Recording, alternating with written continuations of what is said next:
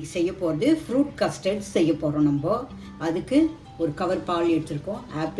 Apple பாதி தான் போட போகிறோம். 2 வாழைப்பழம், திராட்சை, பச்சை திராட்சை, கருப்பு திராட்சை, ஏலக்காய் தூள், சப்போட்டா பழம், கஸ்டர்ட் பவுட்ரு. இப்போ நம்ம இதை எப்படி செய்யறதுன்னு உங்களுக்கு காட்டுறோம். இப்போ ஃப்ரூட்ஸ் எல்லாம் சின்ன சின்னதாக கட் பண்ணி நம்ம வச்சாச்சு. இப்போ நம்ம பால் எடுத்து இந்த அகலமான பாத்திரத்தில் காய்ச்சிக்க போகிறோம். பாலை சிம்மில் வச்சு நல்ல சுண்ட காய்ச்சணும்.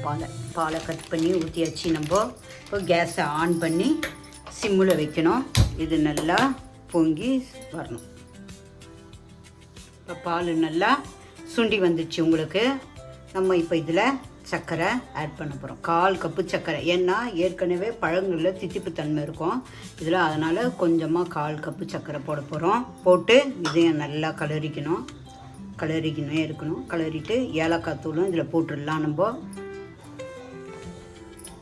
ஏலக்காய் தூளும் போட்டுட்டு பால் சுண்டிச்சு. இது நல்லா ஆறணும். கேஸை ஆஃப் பண்ணிவிட்டு நம்ம பாலை ஆற வைக்கலாம். இப்போ பால் கொஞ்சம் ஆறிடுச்சு.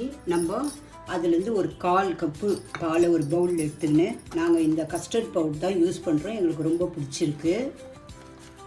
இதில் 1 ஸ்பூன் அளவுக்கு கஸ்டர்ட் பவுட்ரு போடுங்க. போட்டுட்டு இதை நல்லா கலக்கிக்கோங்க. கட்டி இல்லாமல் கலக்கிக்கணும். நல்லா பாலில் கலந்துக்கணும். நல்லா கட்டி இல்லாமல் கலந்துட்டு இதை இப்போ இந்த பாலில் ஊற்ற போகிறோம். இதை கலந்து விட்டுடலாம்.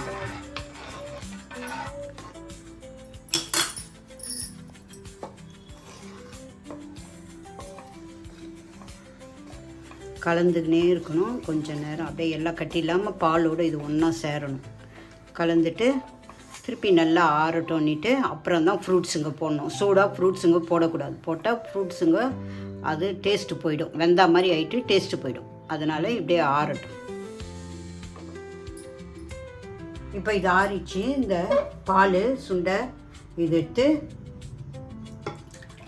இந்த பவுலில் ஊற்றிக்கலாம். ஊற்றிக்கிட்டு இதில் ஃப்ரூட்ஸ் எல்லாம் ஒன்று ஒன்றா போடலாம். சப்போட்டா பழம், ஆப்பிள்,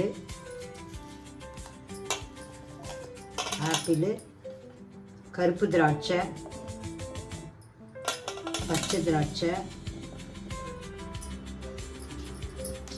வாழைப்பழம் எல்லாத்தையும் போட்டு இந்த பவுலில் கலந்து ஃப்ரிட்ஜில் வச்சு சில்லுன்னு பரிமாறலாம்.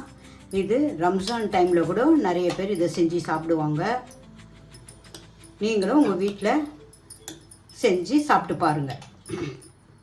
ஃப்ரூட் கஸ்டர்ட் தயார்.